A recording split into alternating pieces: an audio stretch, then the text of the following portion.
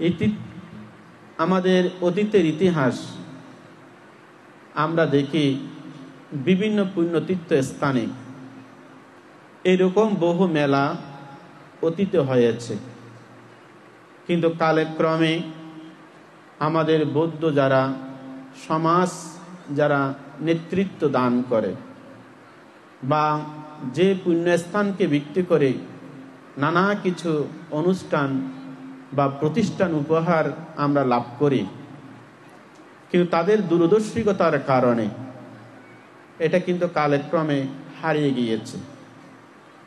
কিন্তু এটা এখন নতুন প্রজন্মের কাছে এটা হচ্ছে আশার আলো। আমরা কিন্তু আশান্বিত করতে পারি এবং নিজেকে একটা সত্যের উপর দাঁড় করিয়ে আমরা অনেক কিছু সামনে ভবিষ্যৎ প্রজন্মকে বৌদ্ধ ধর্ম সম্পর্কে কিছু আমরা মেসেজ দিতে পারি।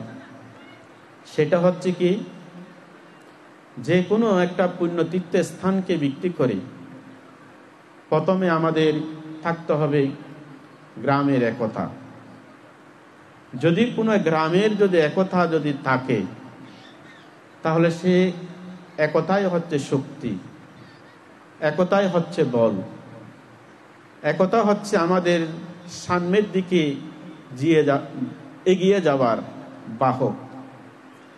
আমরা এখানে এসে শুনলাম পতনগর অহিংসা সেবক সংঘ দীর্ঘদিন পর্যন্ত এখানে কয়েকটি যে বিহার আছে, সে বিহারের সমস্ত দায়কগণ একত্রিত হয়ে অহিংসার সেবক সংঘ গঠিত হয়েছে, যে সংঘের মাধ্যমে এই মহাবোধি পবিত্র স্থান সংরক্ষণ, সংবর্ধন এবং বিভিন্ন অনুষ্ঠানের এরকম কিছু কার্যক্রম পরিচালনা করার জন্য।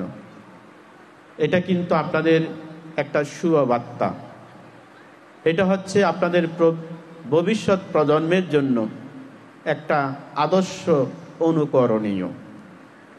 বিশেষ করে আপনারা যে নামটি দিয়েছেন, এই নামটি অত্যন্ত বৌদ্ধ দর্শনে এবং বৌদ্ধ শাস্ত্রে মতে এটা অত্যন্ত প্রশংসনীয় যোগ্য।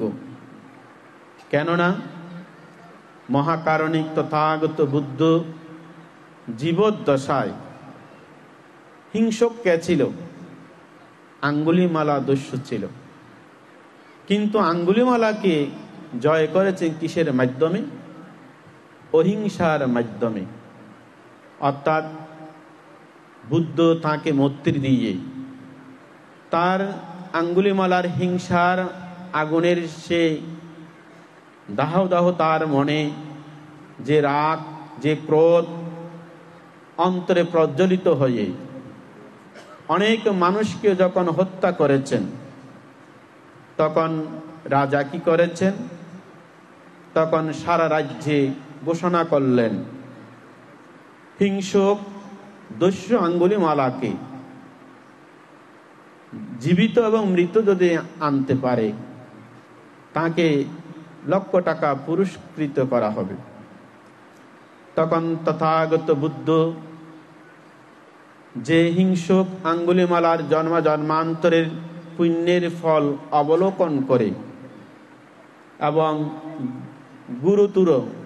গুরু কর্ম মাতৃহত্যা থেকে রক্ষা করার জন্য তখন তথাগত বুদ্ধ সেখানে ঋদ্ধি বলে উপস্থিত হয়েছিলেন।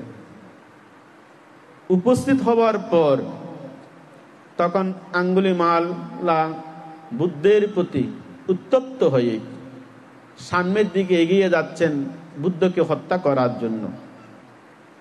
তখন তথাগত বুদ্ধকে উপলক্ষ করে বললেন, আঙ্গুলিমালা আপনি দাঁড়ান, আমি হত্যা করব। তখন তথাগত বুদ্ধ বললেন, আঙ্গুলিমালা আমি দাঁড়িয়ে আছি, আমি স্থির আছি, আমি শান্ত আছি, কিন্তু আঙ্গুলিমালা তুমি অস্থির, অশান্ত, তোমার চঞ্চল মন।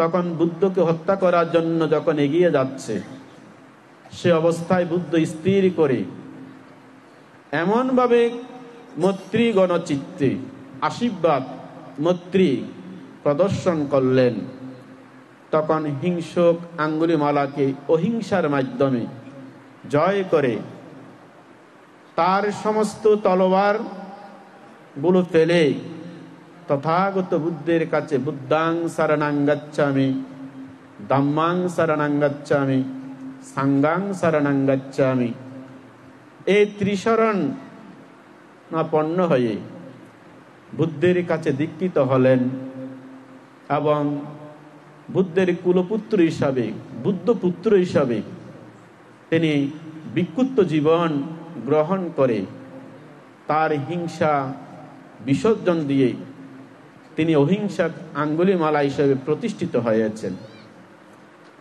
আজকে আমরা সেরকম একটি পুণ্যময় ফাল্গুনী পূর্ণিমা তিথিতে পবিত্র স্থানে এই মহাবোধি মেলা অহিংসা যে সেবক সংঘ দ্বারা এই অনুষ্ঠানের আয়োজন। আপনারা যারা বিভিন্ন পদে এবং যারা বিভিন্নভাবে এই পুণ্যস্থানকে রক্ষা করার জন্য আপনারা দলবদ্ধ সমষ্টিগতভাবে আপনারা এই পুণ্য অনুষ্ঠানকে রক্ষা করার জন্য কাজ করে যাচ্ছেন, সকলের অন্তরে যে নাম আপনারা দিয়েছেন সে নামের সাথে আপনাদের অন্তরের পরিচয় থাকতে হবে অহিংসা, অর্থাৎ অহিংসার বাণী দিয়ে, অহিংসার মন্ত্র দিয়ে। এখানে কোনো রাগ, কোনো হিংসা, কোনো ক্রোধ, কোনো ভেদ, কোনো মতপার্থক্য এখানে কিছু থাকতে পারবে না। এটার নাম হচ্ছে অহিংসা। এবং সেবক, সেবক অর্থ হচ্ছে কি? সেবা করা। সেবক হচ্ছে সেবা করা। কিসের সেবা করা? এই পুণ্যতীর্থ স্থানকে পবিত্রতার মধ্যে দিয়ে রক্ষা করা, সেবার মাধ্যমে। সেবা কি দিয়ে আপনারা করবেন? যদি কেউ আসতে না পারে, আত্মিকভাবে সহযোগিতা করে সেবা করবেন। কেউ যদি আসতে পারে, এখানে কায়িকভাবে পরিশ্রম করে সেবা করবেন। কেউ হয়তো সুন্দর বাক্য দিয়ে, গঠনমূলক আলোচনা দিয়ে সেবা করতে পারেন। কেউ হয়তো এই সুন্দর কাজকে সম্মতি প্রদান করে সেবা করতে পারেন। এটা হচ্ছে সেবক, এটাকে বলা হয় সেবক। অর্থাৎ যাদের মাধ্যমে রক্ষা হয়, সংরক্ষণ হয়, সংবর্ধন হয়, প্রসারিত হয়, প্রচারিত হয়, এটা একমাত্র সেবকের দ্বারা সম্ভব। আর সঙ্গ হচ্ছে একতা। এখানে অনেক সঙ্গ আছে। বুদ্ধের সময়কালে ভিক্ষু সঙ্গ আছে, ভিক্ষুণী সঙ্গ আছে, উপাসক সঙ্গ আছে, উপাসিকা সঙ্গ আছে। আবার এখন কিন্তু সংগঠনকে সঙ্গ বলে। সঙ্গের অপর নাম হচ্ছে একতা। তাহলে অহিংসা, সেবক, সঙ্গ, এই তিনটি শব্দ অত্যন্ত সুমধুর, অত্যন্ত তাৎপর্য, অত্যন্ত গুরুত্ব এবং অর্থবহ। এই তিনটি শব্দকে বুকে নিয়ে আপনারা যদি ধারণ করেন, অনুশীলন করেন, প্রতিপালন করেন, সেভাবে যদি কর্ম সম্পাদন করেন, তাহলে চন্দনাশবাসী শুধু নয়, ফতেনগরবাসী নয়, সমগ্র বৌদ্ধ জাতি এই পুণ্যতীর্থ স্থানকে নিয়ে গর্ববোধ করতে পারবে, পুণ্য অর্জন করতে পারবে। এটাকে ভিত্তি করে শাসন সদ্ধর্ম রক্ষা করার জন্য ভবিষ্যৎ প্রজন্মের একটা আদর্শ অনুকরণীয় দৃষ্টান্ত আপনারা স্থাপন করতে পারবেন। সেটা হচ্ছে কি? যেমন আমি এখানে বুদ্ধের 9 গুণ, ধর্মের 6 গুণ, সঙ্গের 9 গুণ এটা বললাম, কেন বললাম? এখানে দেখলাম আমাদের শ্রদ্ধেয় ভান্তে যখন পঞ্চশীল প্রদান করছে, আমাদের সারি সারি উপাসক উপাসিকারা সারিবদ্ধভাবে এখানে আগমন করছে, কিন্তু কোথায় বসবে এবং কিভাবে বসবে এবং বসবে কিনা বসবে না নাকি চলে যাবে, দ্বিমত নিয়ে আপনারা বিচলিত। তখন আমি চিন্তা করলাম, একমাত্র আপনাদের অস্থির মনকে যদি শান্ত করতে হয়, বুদ্ধের যে অহিংসার মন্ত্রের বাণী, বুদ্ধের যে জয়গান, সে বুদ্ধের 9 গুণ, ধর্মের 6 গুণ, সঙ্গের 9 গুণকে স্মরণ করে আপনাদের অন্তরে যখন প্রভাবিত করলাম, তখন সবাই এক এক করে বসে একটি সুন্দর সুশৃঙ্খল একটি আদর্শ ধর্ম পরিবেশ এখানে সৃষ্টি হয়েছে। শেষান্তে যেটা আমি বললাম, এটা হচ্ছে 84,000 ত্রিপিটকের যে দুর্লভ 84,000 ধর্মের স্কন্ধ, আপনারা হয়তো জানেন, বিনয় হচ্ছে 21,000। প্রথম বুদ্ধ ভিক্ষু সংঘকে বিনয় দেশনা করেছেন, বিনয় হচ্ছে 21,000। দ্বিতীয়বারে উনি দেশনা করেছেন সূত্র পিটক, সূত্র পিটক হচ্ছে 21,000, তাহলে 42,000। আর যেটা শেষান্তে বুদ্ধ দেশনা করেছেন কোথায়? মহামায়া দেবীকে উপলক্ষ করে তাবতিংশ স্বর্গে মাতৃ ঋণ পরিশোধ করার জন্য, এটা হচ্ছে অভিধর্ম। এই অভিধর্ম বুদ্ধ গবেষণা করেছেন কোথায়? অভিধর্ম গবেষণা করেছেন এই বুদ্ধি বৃক্ষের মূলে। বুদ্ধ যখন বুদ্ধত্ব লাভ করলেন, তখন তিনি 1 সপ্তাহের মধ্যে সমগ্র অভিধর্ম উনি আয়ত্ত করলেন।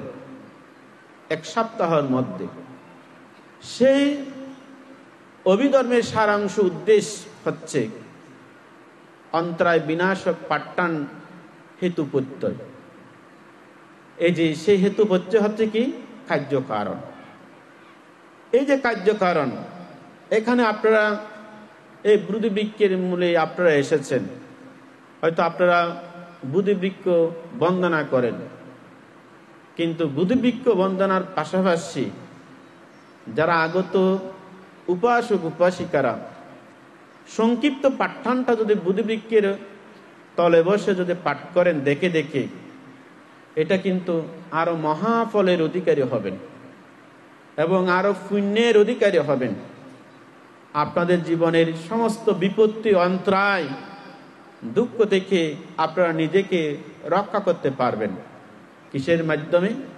হেতু পাচ্ছয়, আরম্ভনা পাচ্ছয়, আধিপতি পাচ্ছয়, অনন্তরা পাচ্ছয়, সমানান্তরা পাচ্ছয়, সহজতা পাচ্ছয়, আয়ময় পাচ্ছয়, নিশ্চয় পাচ্ছয়, উপনিশ্চয় পাচ্ছয়, পুরে জাত পাচ্ছয়, পচ্ছজাত পাচ্ছয়, আশীবান পাচ্ছয়, কাম্য পাচ্ছয়, বিপাক পাচ্ছয়, আহার পাচ্ছয়, ইন্দ্রিয় পাচ্ছয়, জান পাচ্ছয়, মগ্গ পাচ্ছয়, সম্পয়ুত পাচ্ছয়, বিপয়ুত পাচ্ছয়, আত্তি পাচ্ছয়, নাত্তি পাচ্ছয়, বিগত পাচ্ছয়, অবিগত পাচ্ছয়।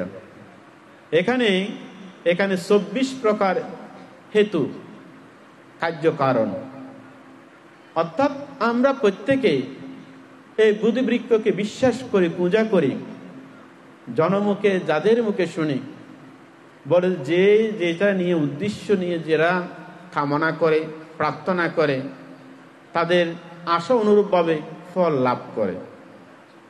ফল লাভ করা এটা কিন্তু বিশ্বাস, কিন্তু এই বিশ্বাসের সাথে আমাদের একটা আবেগ জড়িত। আমাদের পূজ্য বনবান্তে প্রায় সময় বলতেন, যখন পূজ্য বনবান্তের কাছে যখন আমরা থাকতাম, সেবা করতাম, তখন অনেকে বলতো, বান্তে আমাকে আশীর্বাদ করেন, আপনাকে দান দিয়ে আমি যেন সুস্থ থাকতে পারি।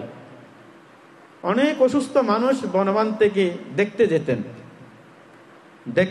দেখার পর অনেকে বিশ্বাস করত, বনবান থেকে দান দিয়ে, বনবান থেকে বন্দনা করে, বনবান তো যদি আমাকে একটু স্পর্শ করে যদি আশীর্বাদ করে তাহলে আমার রোগ চলে যাবে। তখন অনেকে কিন্তু সে বিশ্বাস, তারা কিন্তু বাস্তব জীবনে ফল পেয়েছে। আমি বনবান্তের কাছে গিয়েছি, আমি সুস্থ হয়েছি। আবার অনেকে বলে, ভান্তে আমার চাকরি নাই, আমি যেন একটা ভালো চাকরি করতে পারি। দেখা যায় বনবান থেকে গিয়ে কিছু দান দিয়েছেন, বন্দনা করেছেন, কিন্তু তারা চাকরি পেয়েছেন। তার একটা বিশ্বাস, বনবান্তের কাছে গিয়ে আমি একটা চাকরি পেয়েছি। অনেকে বলে, ভান্তে আমার জীবনে বহুবিধ অন্তরায়, এই অন্তরায় থেকে পরিত্রাণ পাওয়ার জন্য আমি এখানে এসেছি। তখন অনেকে কিন্তু সে অন্তরায় থেকে মুক্ত হয়েছেন। যখন এভাবে মানুষের মুখে মুখে যখন বনবান্তের এই উপকারের কথা, ভান্তের কাছে গিয়ে যে যাহা চেয়েছেন তাহা পেয়েছেন, সেই কথাটা যখন বনবান্তে যখন শুনেছেন, বনবান্তে বলতেন, বনবান্তে কোনো এই যে চাকরি দেওয়ার ফ্যাক্টরিও নয়, বনবান্তে আশীর্বাদ দেওয়ার মতো মালিকও নয়। বনবান্তে এটা একমাত্র কি করে? বনবান্তে শীল পালন করে, বনবান্তে চারি আর্য সত্য বিশ্বাস করে, বনবান্তে কর্মফলকে বিশ্বাস করে। সে বিশ্বাসের উপর তোমরা যে আমাকে বিশ্বাস করো, বিশ্বাস করে যে তোমরা এখানে এসে তুমি যখন দান করো, তোমার বিশ্বাসটা তখন আমার প্রতি ছিল। তোমরা যখন বনবান্তের কাছে আসো, যখন শীল গ্রহণ করে, তখন বিশ্বাসটা আমার প্রতি ছিল। কিন্তু এখানে ফলটা হচ্ছে বিশ্বাসের উপর, চিত্তের একাগ্রতা। পুণ্যার্থী উপাসক উপাসিকা বনবান্তে তখন বলতো, তোমরা আমাকে বিশ্বাস, আমাকে নয়, তোমরা বুদ্ধকে বিশ্বাস করো, তোমরা ধর্মকে বিশ্বাস করো, সঙ্গকে বিশ্বাস করো, চারি আর্য সত্যকে বিশ্বাস করো। চারি আর্য সত্যকে যদি তোমরা বিশ্বাস করতে পারো, তাহলে তোমরা যে আজীবন দুঃখকে তোমরা জয় করতে পারবে। আর যদি তোমরা যদি চারি আর্য সত্য যদি বিশ্বাস না করো, তাহলে তোমরা কখনো ভব সংসার দুঃখ থেকে পরিত্রাণ লাভ করতে পারবে না। তাই পুণ্যার্থী উপাসক উপাসিকাগণ, আজকে আপনারা প্রিয় গ্রামবাসী এখানে এসেছেন এই মহাবুদ্ধি সত্য বুদ্ধিকে পূজা অর্ঘ্য দেওয়ার জন্য। কিন্তু পূজা অর্ঘ্যর সাথে সাথে আপনারা যে পঞ্চশীল গ্রহণ করেন, সে পঞ্চশীলটা মনে প্রাণে বিশ্বাস করতে হবে, মানতে হবে। আপনারা যে এখানে এই যে পুজো যখন আপনারা প্রদান করেন, তখন আপনাদের চিত্তের একাগ্রতা নিহিত থাকে। সে একাগ্রতা যদি আপনাদের সবসময় যদি থাকে, তাহলে আপনারা হাতে হাতে সে পুণ্যের ফল আপনারা লাভ করতে পারবেন। তাই আজকে যে একতা, আজকে যে অহিংসা সেবক সংঘ দ্বারা এই প্রতিষ্ঠান রক্ষা হচ্ছে, আপনারা কিন্তু এটাকে রক্ষা করতে হলে আপনাদের সে একতা এবং সুন্দর মন দিয়ে আপনাদেরকে রক্ষা করতে হবে। আমি আগে যখন এসেছি, শুধু পাকা ঘরটা ছিল, পাশে এটা কিন্তু পানি ছিল। কিন্তু এই গত কিছুদিন আগে এখানে যখন একটা সংবাদে আসলাম, দেখলাম এখানে ভরাট হচ্ছে। এখন দেখলাম পরিপূর্ণ একটা মাঠ তৈরি হয়েছে, কিন্তু এটাকে বিক্রি করে একটা প্রতিষ্ঠান দাঁড় হচ্ছে। এই প্রতিষ্ঠানকে যদি রক্ষা করতে হয়, আপনাদের সামগ্রিক সুন্দর প্রচেষ্টার মাধ্যমে এটাকে আপনাদেরকে রক্ষা করতে হবে। রক্ষার মাধ্যমে এখন এই বৃদ্ধি বৃক্ষ, এখানে যে অতীতের যে ঘটনা, অতীতের যে এখানে যে অলৌকিক কিছু সত্যতা আপনারা এই যে লাভ করেছেন, এখানে আমি অনেক গভীরভাবে অত্যন্ত শ্রদ্ধা মনে স্মরণ করছি মহাকারণী তথাগত বুদ্ধত্ব লাভ করার পর বুদ্ধ চিন্তা করলেন, এই বৃক্ষ আমাকে ছায়া দিয়েছে, এই বৃক্ষ আমাকে অক্সিজেন দিয়েছে, এই বৃক্ষ আমাকে বহু উপকার সাধন করেছে। তখন সেই বুধিবৃক্ষের প্রতি তিনি 7 সপ্তাহ পর্যন্ত 49 দিন বৃক্ষের প্রতি কৃতজ্ঞতা প্রকাশ করেছেন। আমরা এখানে বিশেষ করে বাংলাদেশে হয়তো এই বুধিবৃক্ষকে তেমন আমরা গুরুত্বভাবে আমরা অনুধাবন করি না, কিন্তু বৌদ্ধ প্রতিরূপ দেশ, বুদ্ধ প্রতিবিম্ব চেয়েও কিন্তু বুধিবৃক্ষকে তারা অধিকভাবে তারা শ্রদ্ধা করে, অন্তরে পূজা করে এবং গভীরভাবে তারা মনে স্থান দিয়ে থাকে তারা বুধিবৃক্ষকে। এই বুধিবৃক্ষের সেই উপকারিতা হচ্ছে কি, এখানে এই বুধিবৃক্ষকে উপলক্ষ করে এখানে কিছু শীলবান দেবতা নিহিত আছে। শীলবান দেবতা, সে শীলবান দেবতা কি? যেমন অনেকে ভাবনা করেছেন ভিক্ষ হোক, শ্রমণ হোক, উপাসক হোক, উপাসিকা হোক, যদি কিছু কিছু যারা যারা ভাবনা করে, ভাবনা করতে করতে তাদের চিত্ত যদি সমাহিত হয় এবং চিত্ত যদি উদ্যোগামী হয়, অনেক সময় তারা মৃত্যুর পর তারা যদি দেবলোকে বা ব্রহ্মলোকে যদি উৎপন্ন হয়, তারা শীলবান দেবতা হিসেবে কি করে, ও বৃক্ষের মধ্যে আশ্রিত গ্রহণ করে। আবার অনেক সময় শ্রোতাপত্তি ফল লাভী দেবতা, তারও যখন দেবতা হয়, এই যে শ্রোতাপত্তি লাভী যারা ফল লাভ করেছেন, মৃত্যুর পর তাদের 7 জন্মের পর নির্বাণ, কিন্তু তারা যখন নির্বাণ 7 জন্মের পর হয়, অনেক কিন্তু মার্গফল লাভী সপ্ত তারা দেবতা হয়ে জন্মগ্রহণ করে।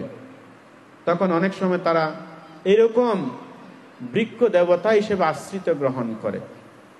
তখন সে দেবতাগণ মানুষের কল্যাণ, মানুষের মঙ্গল, মানুষের উন্নতি, মানুষের সুখ, মানুষের শান্তি, মানুষের অগ্রগতি বিবিধভাবে তারা উপকার সাধন করে। কেন করে? ওই শীলবান দেবতা দেবতা রাক্ষান্তি সাব্যদা, দেবগণ সর্বদা কি করে?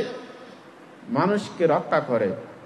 আজকে আপনারা এই মহাবোধিকে আপনারা অন্তরে শ্রদ্ধা দিয়ে পূজা করছেন, সেই পূজায় আনন্দিত হয়ে রক্ষাকারী দেবতাগণ আপনাদেরকে সর্বদা রক্ষা করে।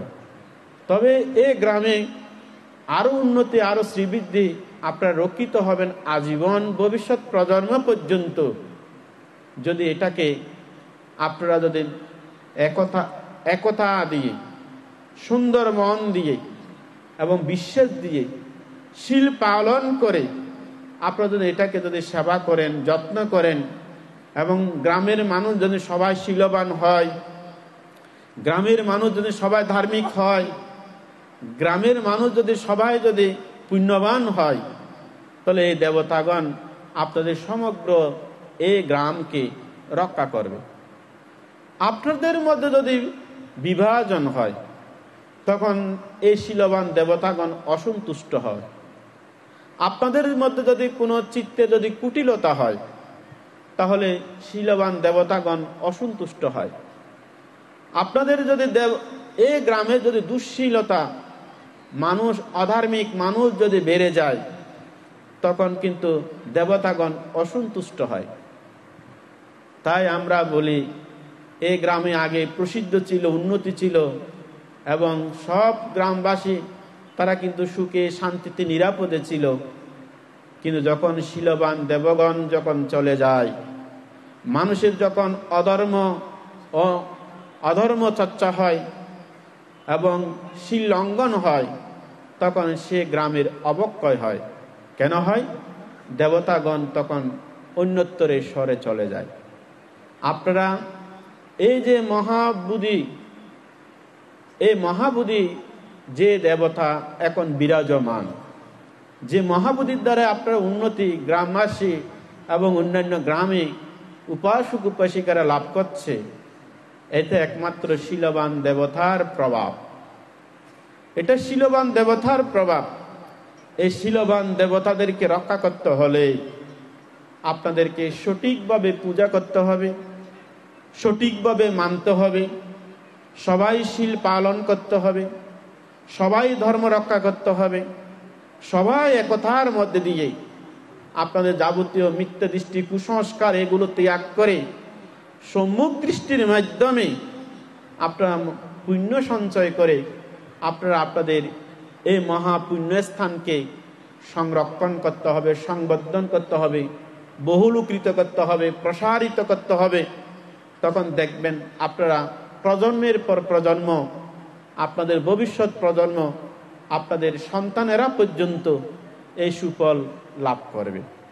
আজকে সবাই কিন্তু গর্ব করতে পারেন আমাদের এই মহাবোধির একটা ইতিহাস আছে, ঐতিহ্য আছে, এই মহাবোধির একটা সত্য আছে। এই মহাবোধিকে উপলক্ষ করে সবাই কিন্তু এই গ্রামে আগমন করে। এটা কিন্তু একমাত্র ওই যে শীলবান দেবতাদের আশ্রিত যে এই গ্রামকে রক্ষা করে, আপনাদেরকে রক্ষা করে, আপনাদের মনোবাসনা পূর্ণ করে। কিন্তু এই পূর্ণতা দিন দিন যদি ধরে রাখতে হয়, আপনাদেরকে অবশ্যই এই যে আমাদের সঙ্গের প্রধান থেকে যে পঞ্চশীল নিয়েছেন, সে পঞ্চশীলে যে 5টি নীতি, এই নীতিগুলো আপনাদেরকে রক্ষা করতে হবে। আপনাদের যে ধর্ম শ্রবণ করছেন, এই ধর্ম শ্রবণ করে এগুলোকে ধারণ করতে হবে, অনুশীলন করতে হবে, এবং সেভাবে আপনাদেরকে সঠিকভাবে কর্ম সম্পাদন করতে হবে। এটা যদি করতে পারেন তাহলে দেখবেন আপনাদের এই মহাবোধির আশীর্বাদ, সদ্দেবগণের যে আপনাদের প্রতি সহৃদয়বান হয়ে আপনাদেরকে সবসময় আপদে বিপদে বিবিধ বিপদগ্রস্ত থেকে আপনাদেরকে রক্ষা করবে একমাত্র আপনাদের যে শীলের ধর্মতার মাধ্যমে, শীলের পূর্ণতার মাধ্যমে। এটা যদি রক্ষা করতে পারেন, এটা আরো উত্তরোত্তর শ্রীবৃদ্ধ হবে। তাই পুণ্যার্থী উপাসক উপাসিকাগণ, শীল রক্ষা করতে হলে মহাকারণী তথাগত বুদ্ধ যে প্রথমে 4 ব্রহ্ম বিহারের কথা বলেন, সে 4 ব্রহ্ম বিহার হচ্ছে কি?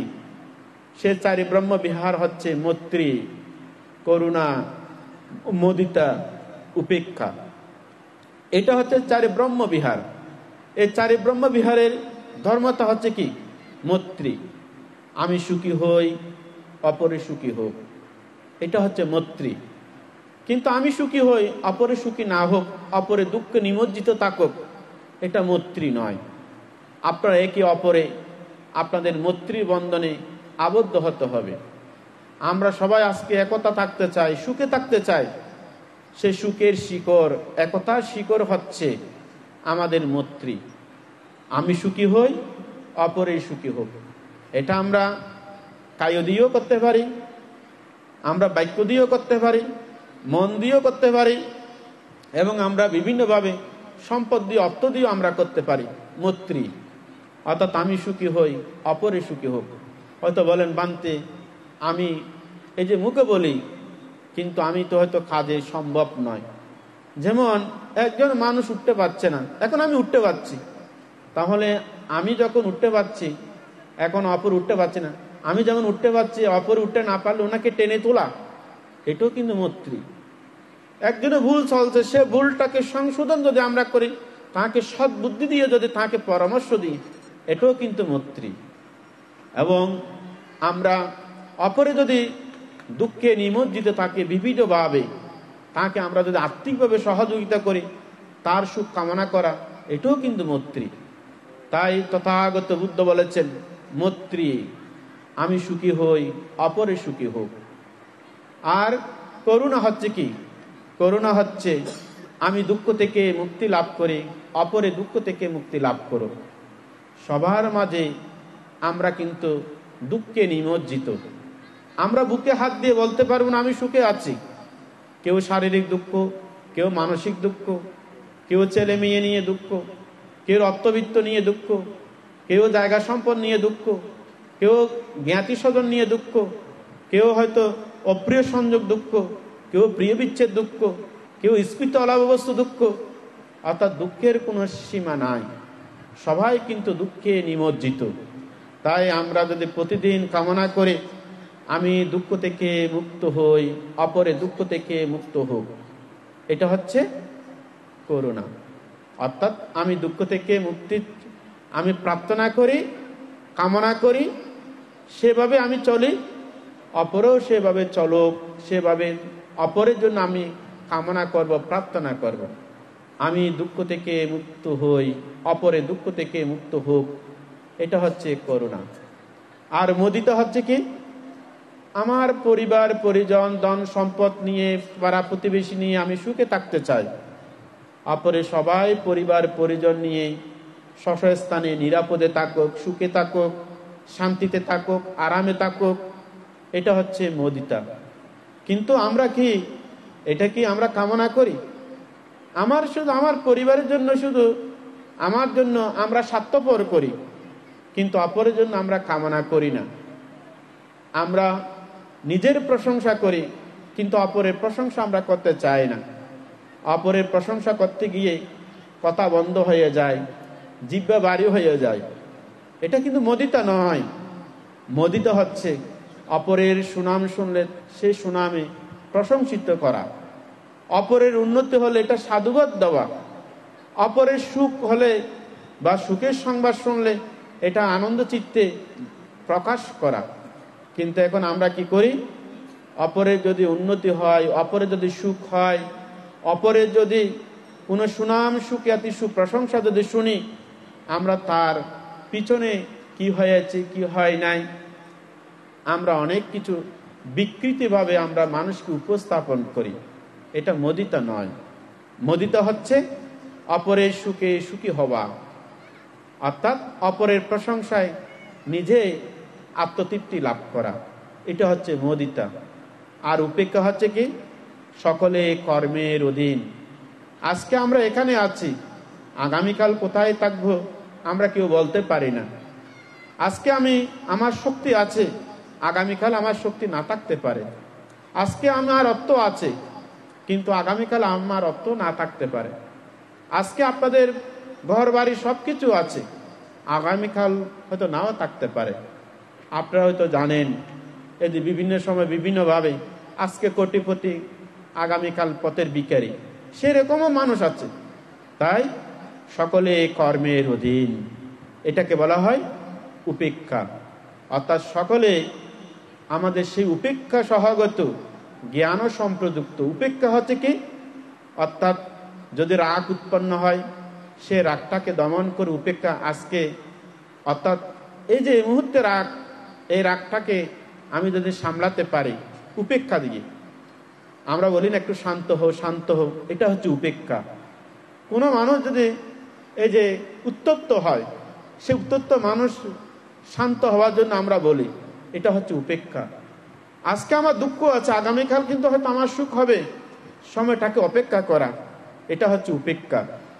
তাই বলা হচ্ছে কাম্মাসা কম্মি কাম্মা দায়াদু কাম্মা বন্ধু কাম্মা পাটিসারানা ইয়াং কাম্মাং কারিসামি কল্যাণং বা পাপাকাং বা তাস্সা দায়াদু। অর্থাৎ আমরা সকলে কর্মের অধীন। কর্ম আমরা অতীতে যাহা করেছি সে বর্তমান এখন আমরা ভোগ করছি। বর্তমান যা আমরা করি এটা আমরা ভবিষ্যৎ আমাদেরকে ফল দান করবে। তাই এই চারে ব্রহ্মবিহার থেকে আমরা কি করতে পারি? এই চারে ব্রহ্মবিহার ভাবনায় নিজেকে যখন আমরা আত্মস্থ হব, সুন্দরভাবে যখন পরিচালনা হব, তখন আমাদের এই যে দান, এই যে আপনারা যে দান করেন, এই চারি ব্রহ্মবিহারের নীতি অনুকরণ অনুশীলন করলে সে দান আপনাদের পরিপূর্ণতা হবে।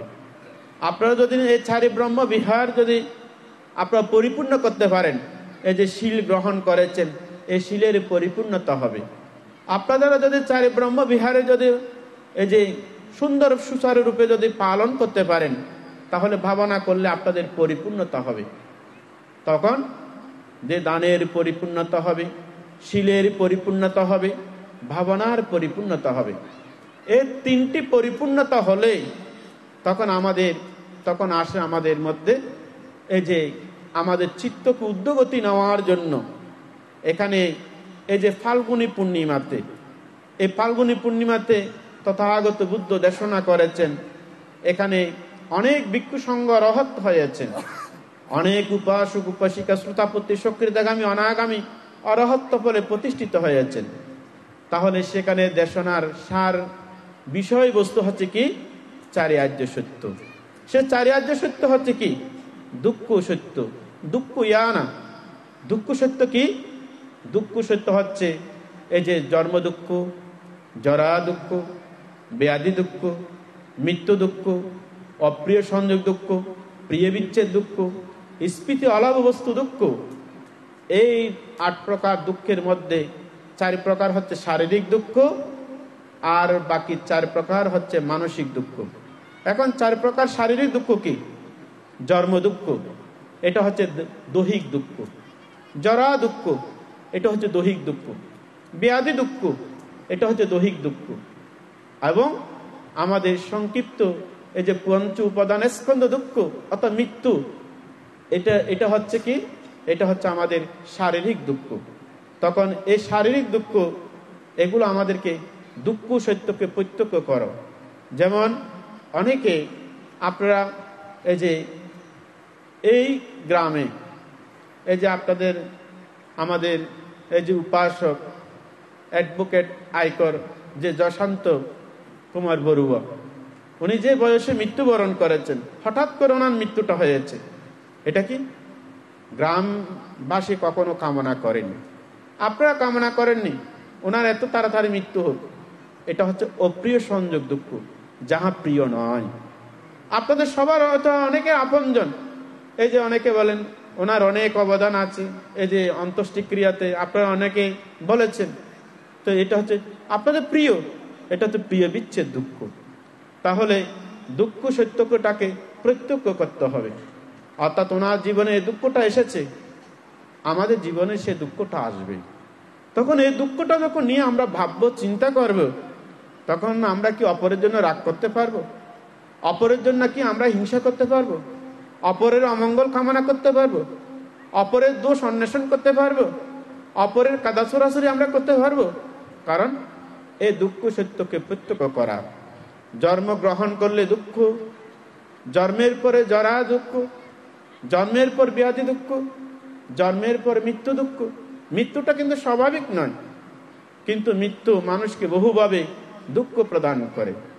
যেমন কোনো মানুষ থেকে যদি ক্যান্সার হয়, তার জীবনে কোনো তো আর আনসার পাওয়া যায় না। ক্যান্সার মানুষকে দুঃখে দুঃখে মারে। মানুষের যদি কিডনি রোগ হয়, তাহলে সে দুঃখ কিন্তু সহজ নয়। মানুষ যদি গাড়ি অ্যাক্সিডেন্ট হয়ে মৃত্যুবরণ করে, তাহলে এই দুঃখ কিন্তু সহজ নয়। যেমন সেদিন একজন আমাদের এই যে ভদ্র পরিবারের একজন উপাসক ঢাকাতে মৃত্যুবরণ করেছেন। এই যে 5 তলা বিল্ডিং থেকে পরে কাজ করতে গিয়েছেন, হঠাৎ করে ওনার ওখান থেকে পরে মৃত্যুবরণ করেছেন। তাহলে দেখেন, একটা যদি আম বা একটা যদি ডাব গাছ থেকে যদি 2-3 তলা উপর থেকে যদি পড়ে, তাহলে এটা পরে কি হয়? একদম তিলতুলে হয়ে যায়। ঠিক অনুরূপে যদি মানুষ যদি উপর থেকে মৃত্যুবরণ করে, উপর থেকে পড়ে, তার অবস্থা কি? তাহলে এটা কি দুঃখ? এটা কি সুখ নাকি দুঃখ? এটা দুঃখ।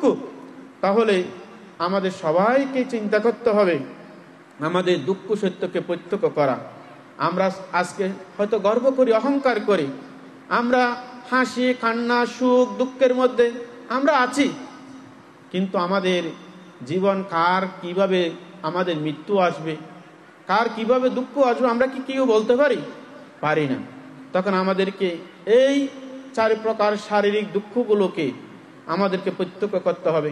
অপরের দুঃখ নিজের দুঃখ ভাবতে হবে, অপরের দুঃখ নিজের দুঃখ হিসাবে জ্ঞান দিয়ে চিন্তা করতে হবে।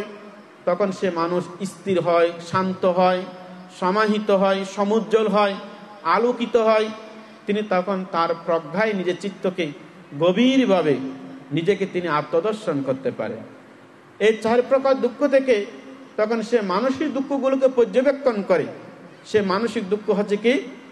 যে আমাদের অপ্রিয় সংযোগ দুঃখ।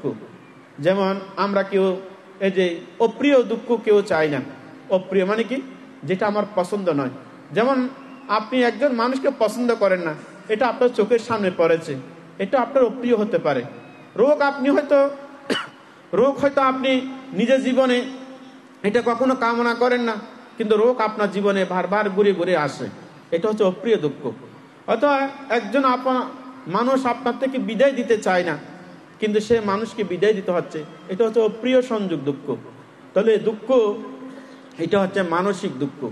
আর প্রিয় বিচ্ছেদ দুঃখ হচ্ছে কি, যেমন কোনো ছেলে এখন হয়তো মাতা পিতা এই যে অনেকে বলে, ভান্তে আমার ছেলেকে আমি এই যে লেখাপড়া করার জন্য আমি দূরে পাঠাচ্ছি, ভান্তে যতদিন ছিল তখন আমার খোঁজখবর নিয়েছে, এখন আমি চোখে দেখতাম ছেলে কি খেয়েছে, খাই নাই, কিন্তু এখন যখন ছেলে চলে গেছে তার মনের মধ্যে দুঃখ কষ্ট গুম হচ্ছে না, এটা হচ্ছে প্রিয় বিচ্ছেদ দুঃখ। আবার অনেক সময় মাতা পিতাকে ছেড়ে এই যে চলে যায়, এটা হচ্ছে প্রিয় বিচ্ছেদ দুঃখ। আবার নিজের পিতামাতা মৃত্যুবরণ করা, প্রিয় বিচ্ছেদ দুঃখ। স্বামী মৃত্যুবরণ করা, প্রিয় বিচ্ছেদ দুঃখ। স্ত্রী মৃত্যুবরণ করা, প্রিয় বিচ্ছেদ দুঃখ। ছেলে মেয়ে মৃত্যুবরণ করা, প্রিয় বিচ্ছেদ দুঃখ। আপনজন মৃত্যুবরণ করা, প্রিয় বিচ্ছেদ দুঃখ। আবার নিজের প্রিয় ধন সম্পদ চুরে হরণ করা, ডাকাতে হরণ করা, প্রিয় বিচ্ছেদ দুঃখ। আবার আপনি সুস্থ আছেন কিন্তু হঠাৎ করে আপনি এই যে বিপদে পড়লেন, অ্যাক্সিডেন্ট হলেন, এটা প্রিয় বিচ্ছেদ, এটাকে বলা হচ্ছে প্রিয় বিচ্ছেদ দুঃখ। আর স্মৃত অলাভবস্তু দুঃখ কি, অর্থাৎ যে যাহা চায় তাহা না পাওয়া।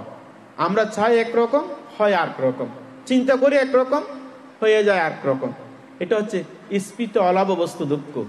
সংক্ষেপে পঞ্চ উপাদান স্কন্ধ দুঃখ।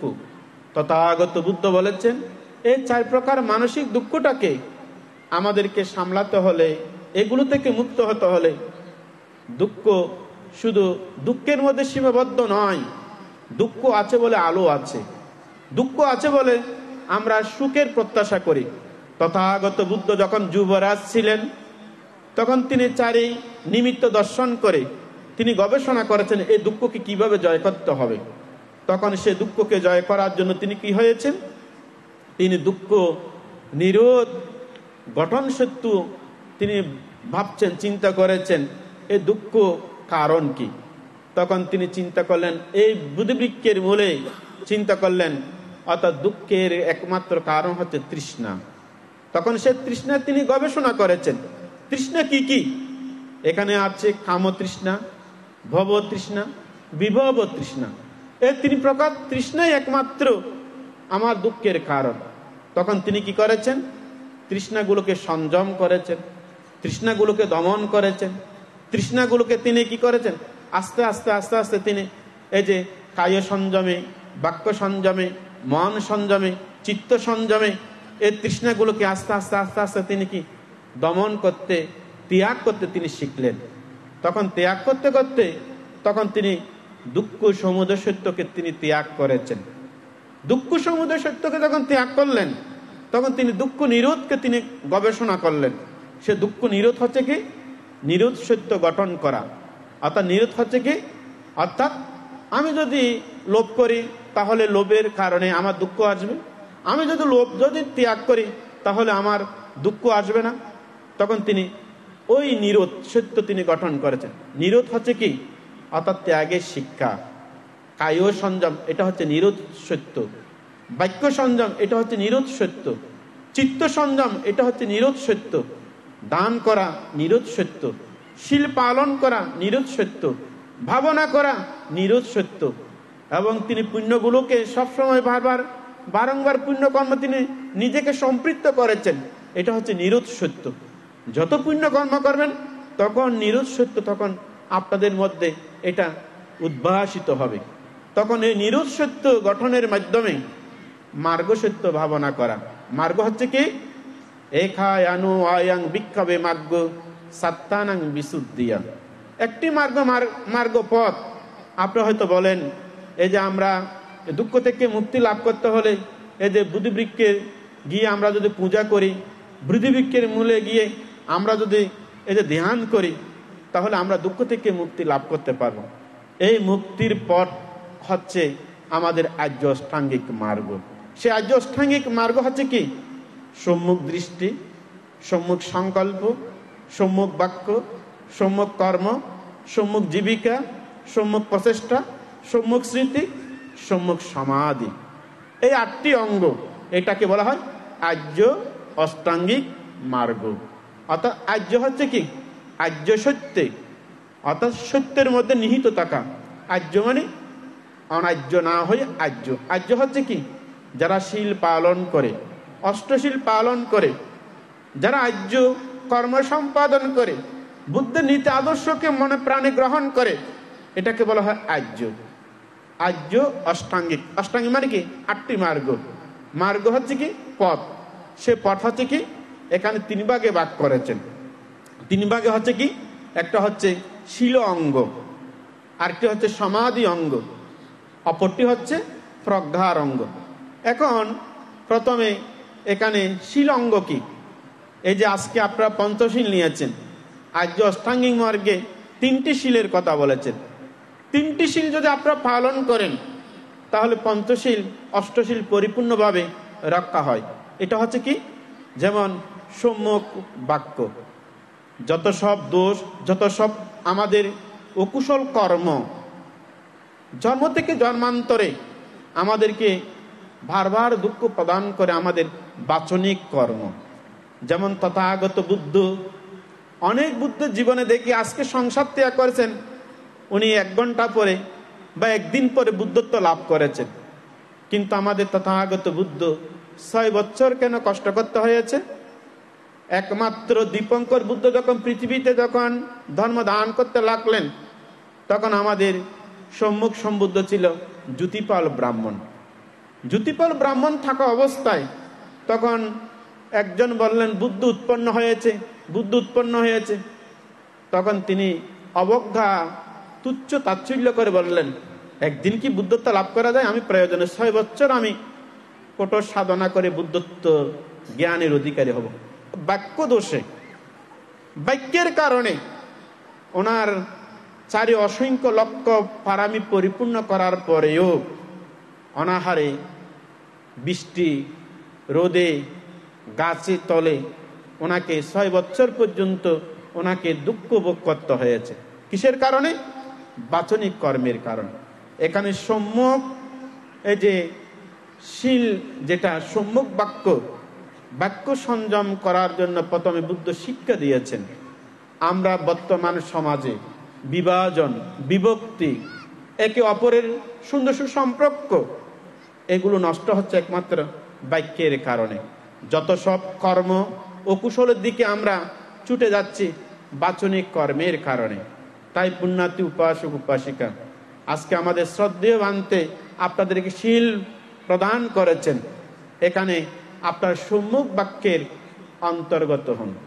সম্মুখ বাক্য, যে বাক্যে অপরকে কোনো কষ্ট না দেওয়া, অপরকে দুঃখ না দেওয়া, অপরের অমঙ্গল কামনা না করা, এটা যদি আপনারা যদি করেন, মৈত্রী, সহগত, এই যে আমাদের উপাসক, এই যে 38 প্রকার মঙ্গল সূত্রের উনি একটি লাইন বলেছেন, বাহু সৎসংসিত পাঞ্চ বিনয়ুস্য সুশিক্ষিত সুভাষিতাস্য আওয়াচ এথাং মঙ্গলম উত্তমং। সুভাষিত বাক্য, যে বাক্যের দ্বারা শত্রুকে আপন করা যায়, দূরে মানুষকে কাছে টানা আনা যায়, বিপদগামী মানুষকে সুপথে সুবুদ্ধি পরামর্শ দেওয়া যায়, যে বাক্যে ধর্ম আলাপ বাক্য, কুশল বাক্য, পুণ্য বাক্য এবং জ্ঞানমূলক বাক্য, যে বাক্য অনেকবিধ ফল নিহিত আছে। তাই আজকে আপনারা এই যে আর্য অষ্টাঙ্গিক মার্গ সত্য ভাবনা করা, আপনারা পঞ্চশীল নিয়েছেন। আমি আজ থেকে কখনো মিথ্যা কথা বলবো না, কখনো আমি কর্কশ বাক্য বলবো না, মাতা পিতাকে এমন কোনো অবজ্ঞা কথাবার্তা বলবো না, বয়োজ্যেষ্ঠ গুরুজনদেরকে আমি অবজ্ঞা তুচ্ছ তাচ্ছিল্য করবো না। সে সুন্দর সুভাষিত বাক্যের আপনারা যদি গঠন করেন এবং সেভাবে বাস্তবমুখী যদি প্রয়োগ করেন, তাহলে দেখবেন আপনি মুখে যা বলবেন তা সত্য হবে। মুখে যা বলবেন, আপনার ছেলেকে যদি বলেন আমার ছেলে উন্নতি লাভ করুক, দেখবেন আপনার বাক্যের সে আশীর্বাদ টিকে আপনার ছেলে, কিন্তু আপনার ছেলে মেয়ে উন্নতি লাভ করবে। এখন আপনি যদি সারাদিন মিথ্যা কথা বলেন, আমার ছেলে উন্নতি লাভ করুক, আমার ছেলে মেয়ে উদ্যোগতি হোক, কখনো আপনার আশীর্বাদ কি বর্ষিত হবে? হবে না।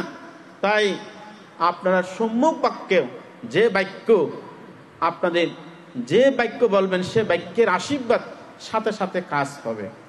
যদি আপনারা বলেন আমার ছেলে বিপদ মুক্ত হোক, অন্ত্রায় মুক্ত হোক, আপনি যদি শীল যদি পালন করেন, সম্মুখ বাক্য যদি আপনি যদি পালন করেন, তাহলে আপনার ছেলে মেয়ে এবং আপনি যাকে আশীর্বাদ করবেন নিরাপদে যেতে পারবেন, নিরাপদে আসতে পারবে, বিপদ মুক্ত হবে, বিপদ থেকে তিনি সর্বদা রক্ষা পাবে।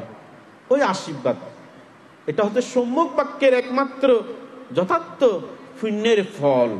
তাই আপনার সম্মুখ বাক্য পরিপূর্ণভাবে সুন্দরভাবে আপনার নিজের জীবনে অনুশীলন করবেন, প্রতিপালন করবেন।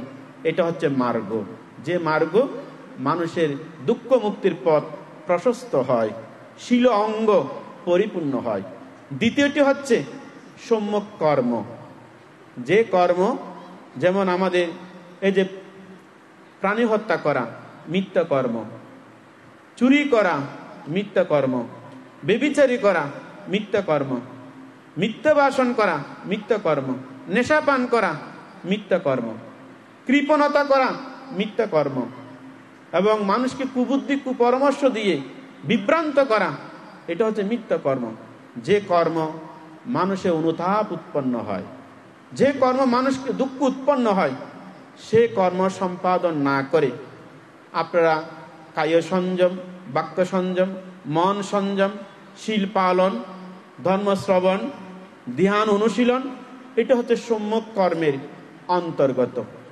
যেমন আজকে আপনারা মহাবোধি মেলাকে উপলক্ষ করে আপনারা এখানে শ্রদ্ধায় এসেছেন, এটা হচ্ছে সম্যক কর্ম করছেন। এখন পঞ্চশীল নিয়েছেন, সম্যক কর্ম পালন করছেন। এখানে ধর্ম দেশনা শ্রবণ করছেন, এটা হচ্ছে সম্যক কর্ম। যে কর্ম মানুষের আনন্দ উৎপন্ন হয়, যে কর্ম মানুষের চিত্তের মধ্যে প্রসন্নতা উৎপন্ন হয়, যে কর্ম মানুষকে সুখ এবং শান্তি দান করে, যে কর্ম মানুষকে কোনো যে আতঙ্ক সৃষ্টি করে না, নির্বিচ্ছিন্নভাবে চিত্তের মধ্যে প্রশান্তি, অনাবিল প্রশান্তি এনে দেয়, এটা হচ্ছে সম্যক কর্ম। কিন্তু এখন আমরা কি করি?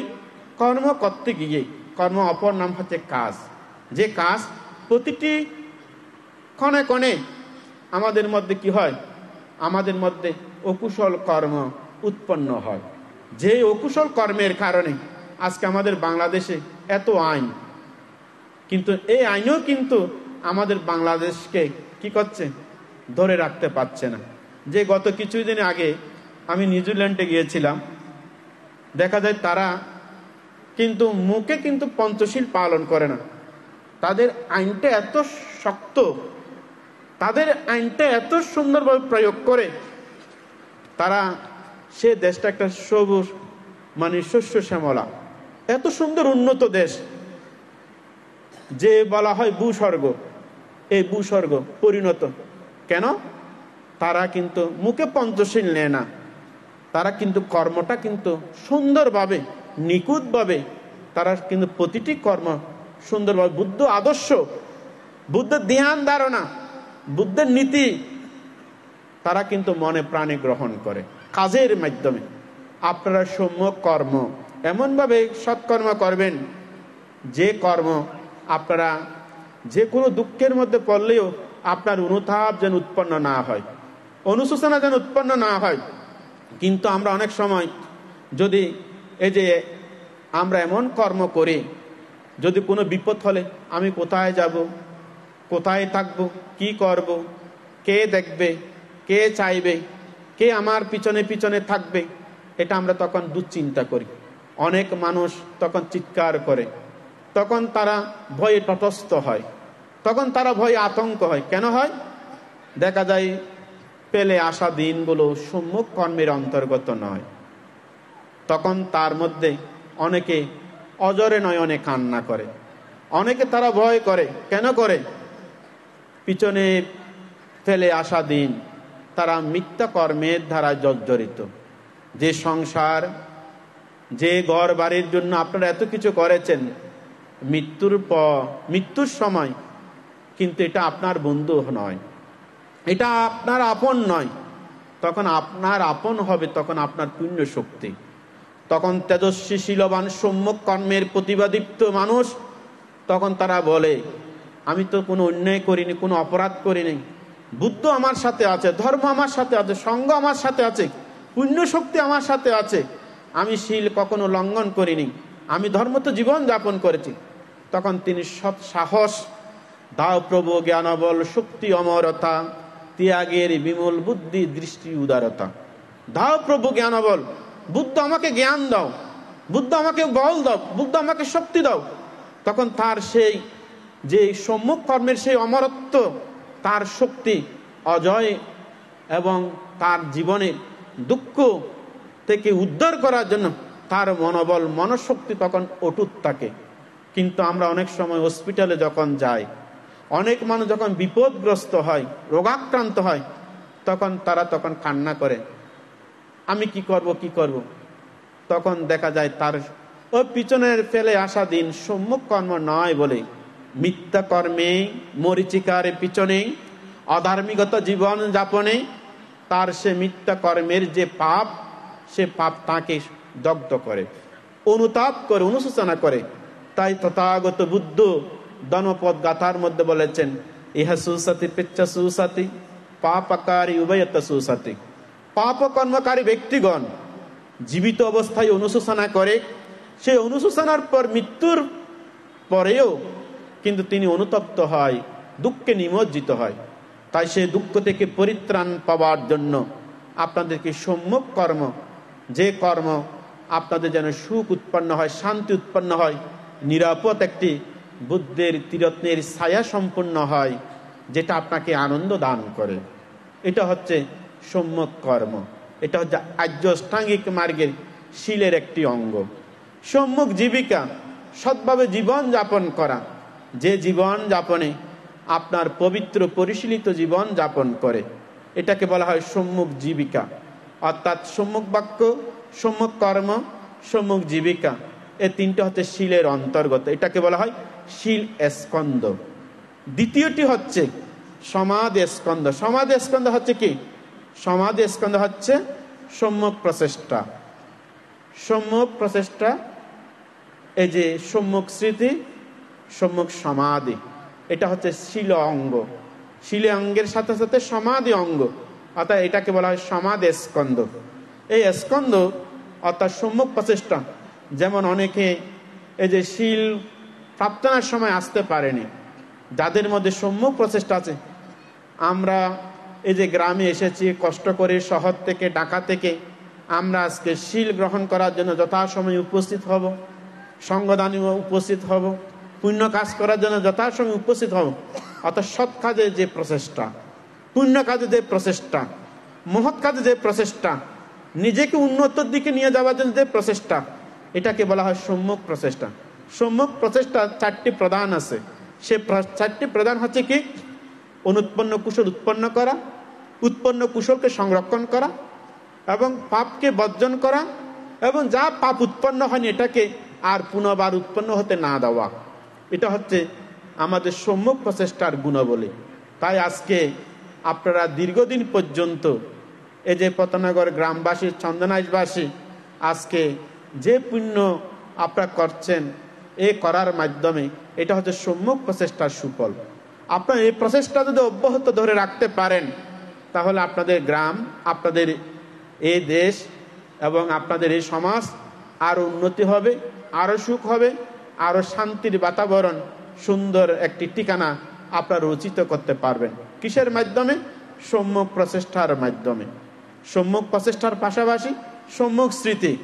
এখন আমরা আমাদের জীবনে যা দেখি, বিশেষ করে আমাদের স্মৃতি বিভ্রাট।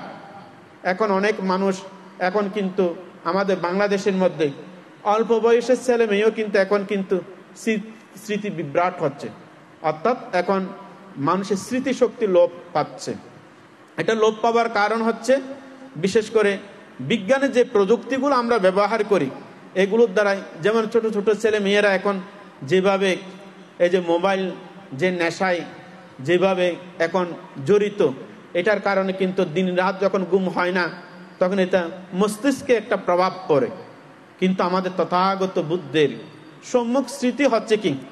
কথা বলতে গিয়ে স্মৃতি, কাজ করতে গিয়ে স্মৃতি, এবং যে কোনো কিছু রাস্তা দিয়ে হাঁটার সময় স্মৃতি, একটু যদি স্মৃতি বিভ্রাট হয় তাহলে মানুষের অনেক বিপর্যয় হয়। যেমন আপনি রান্না করতে গিয়েছেন, একটু যদি বিস্মৃত হয়ে যান তাহলে আপনার কাপড়ে লেগে আপনার গায়ে স্পষ্ট হয়ে সে আগুনে আপনি যে দগ্ধ হবেন, তাহলে সে দুঃখটা কে পাবে? আপনি নিজেই পাবেন। তাই প্রতিটি কাজ করতে গিয়ে আপনাদের মধ্যে সম্মুখ স্মৃতি, যে স্মৃতি মানুষকে জ্ঞান দিয়ে সজাগ, সচেতন, অপ্রমত্ত স্মৃতিমান হয়ে যারা কাজ করে, এই কাজের মাধ্যমে একটা বিশাল সুফল।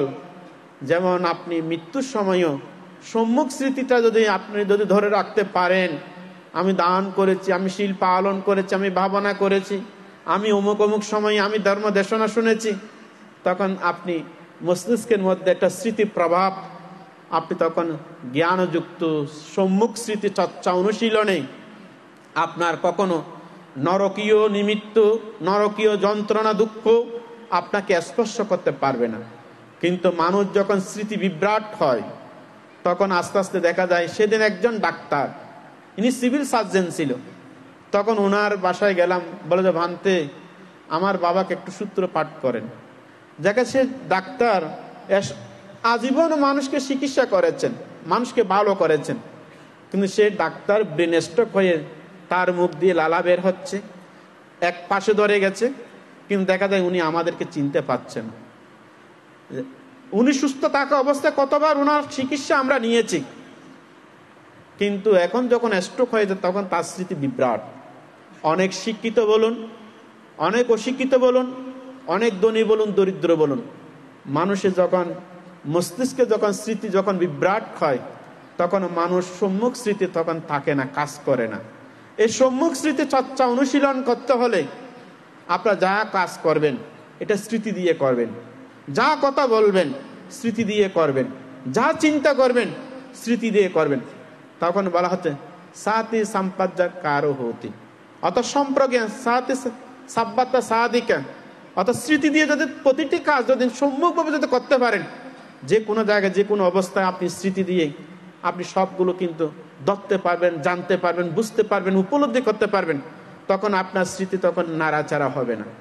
তখন আপনি এই যে কখন বিহারে গিয়েছেন, কখন ভালো কথা বলেছেন, কখন দান করেছেন, কখন শীল পালন করেছেন, কখন ভাবনা করেছেন, কখন ধর্ম দেশনা শুনেছেন, তখন আপনার স্মৃতি দিয়ে আপনার মনটাকে আপনি নিয়ন্ত্রণ করতে পারবেন। আর যদি আপনার স্মৃতি যদি ধরে রাখতে না পারেন, হ্যাঁ মা করে কান্না করবেন, তখন নরকের নিমিত্ত, অকুশল নিমিত্ত, পাপ নিমিত্ত, পাপ সংস্কার এগুলো হঠাৎ করে আপনার চিত্তের মধ্যে যখন বেশি উঠবে তখন আপনাকে মৃত্যুর পর নরকের দিকে নিয়ে যায়। তাই নরকের হাত থেকে পরিত্রাণ পেতে হলে আপনাদেরকে সম্মুখ স্মৃতি অনুশীলন করতে হবে। এটাকে বলা হয় সমাধি অঙ্গ। আরেকটি হচ্ছে সমাধির অপর নাম হচ্ছে কি চিত্তের একাগ্রতা। হয়তো আগামীকাল বড় অনুষ্ঠান হবে, আপনারা কিন্তু অনেকে আসবেন অতি শ্রদ্ধা এবং অনেক টাকা খরচ করে, এবং আপনারা এই যে এত বিশাল অনুষ্ঠানের আয়োজন আপনারা করবেন, কিন্তু আমরা যখন পঞ্চশীল গ্রহণ করি কিন্তু তখন আমাদের একাগ্রতা থাকে না।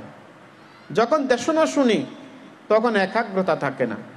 যখন ধর্ম সবাই যখন বসি তখন আমাদের একাগ্রতা থাকে না। এটা কিন্তু সম্যক এই যে সমাধি মার্গ নয়। সমাধি মার্গ হচ্ছে কি বিক্ষিপ্ত চিত্তনে কাগ্য সাম্মা ধাম্মা না পাশ্চাতে আপস্যমান সদ্ধাম্মা দুঃখ না পারে মুচ্ছতে। আমাদের সম্যক সমাধির একমাত্র লক্ষ্য হচ্ছে আমি দুঃখ থেকে মুক্তি পেতে চাই। দুঃখ থেকে যদি মুক্তি লাভ করার জন্য চাই, আপনারা যদি সে পথে যদি বসে থাকেন তাহলে আপনাদেরকে একাগ্রতা আনতে হবে। একাগ্রতা, স্থির, শান্ত, সমাহিত। এখন আপনাদের মন কি সমাহিত আছে? আপনাদের মন কি স্থির আছে? আপনাদের মন কি শান্ত আছে? দেখা যায় যারা শান্ত করতে পেরেছেন তখন আপনারা তখন নিজেকে ভাববেন, চিন্তা করবেন আমি সম্মুখ সমাধির অন্তর্গত। আমার দেহ যেভাবে বসে আছে আমার মনও বসে আছে। মন স্থির, মন শান্ত। এই শান্ত স্থির করার জন্য আমাদের একমাত্র সাধনা। এই সাধনার ফল সার্থক তখন যখন আপনি যখন যা শুনবেন মন দিয়ে শুনবেন, যা দেখবেন মন দিয়ে দেখবেন, যা করবেন মন দিয়ে করবেন। এটা হচ্ছে সমাধির সুফল। এটাকে বলা হয় সমাধি অঙ্গ। সমাধি অঙ্গ হচ্ছে 3 প্রকার, অর্থাৎ সম্মুখ প্রচেষ্টা, সম্মুখ স্মৃতি, সম্মুখ সমাধি। তাহলে 3 এ 3 এ 6। আরেকটা হচ্ছে 2, এটা হচ্ছে প্রজ্ঞা অঙ্গ। প্রজ্ঞা অঙ্গ হচ্ছে কি? প্রজ্ঞা স্কন্ধ। সে প্রজ্ঞা স্কন্ধ হচ্ছে সম্মুখ দৃষ্টি, সম্মুখ সংকল্প। দৃষ্টি হচ্ছে কি? সদৃষ্টি, দেখা। এই যে আপনারা আমাকে দেখছেন, আমি আপনাদেরকে দেখছি, এটা হচ্ছে লৌকিক, এটা হচ্ছে লৌকিক সম্মুখ দৃষ্টি। আর লোকোত্তর সম্মুখ দৃষ্টি হচ্ছে কি? আমিও নই, আমারও নয়, আত্মা নয়, সত্য নয়, জীব নয়। এটা পরিবর্তন, এটাও নিত্য, এটা দুঃখময়। এটা হচ্ছে লোকোত্তর সম্মুখ দৃষ্টি। আর লোকোত্তর সংকল্প হচ্ছে কি? আমি রাগ বর্জন করব, হিংসা বর্জন করব, ক্রোধ বর্জন করব, আমি অলোভ, অদেশ, অমোহ চিত্তের অধিকারী হব। এটাকে বলা হচ্ছে সম্মুখ সংকল্প। তাহলে এই 2 প্রকার, এটাকে বলা হয় প্রজ্ঞা স্কন্ধ। তাহলে শীল, সমাধি, প্রজ্ঞা মানুষের জীবনের পরিপূর্ণতা, জীবনের সার্থক। এই পরিপূর্ণতা সার্থক জীবন লাভ করতে হলে আপনারা এই আর্য অষ্টাঙ্গিক মার্গ প্রতিদিন যদি অনুশীলন করেন, যদি সবগুলো যদি একসাথে না পারলেও, আজকে আমি সম্মুখ বাক্য আমি এটা প্রতিপালন করব, আজকে আমি সম্মুখ কর্ম সম্পাদন করব, আজকে আমি সম্মুখ প্রচেষ্টা করব, তাহলে দেখবেন আজকে একটা, কালকে একটা, এইভাবে করতে করতে দীর্ঘদিন যদি প্রচেষ্টা করেন, তাহলে আপনারা এই যে আর্য অষ্টাঙ্গিক মার্গসূত্র ভাবন অনুশীলনের মাধ্যমে আপনারা আপনাদের জীবনের দুর্লভ পরম সার্থকতা, মানব জীবনের পরমাত্ম মানুষ হিসেবে নিজেকে প্রতিষ্ঠিত করতে পারবেন। তাই এই 4 আর্য সত্য, আর্য অষ্টাঙ্গিক মার্গই একমাত্র দুঃখ মুক্তির পথের ঠিকানা।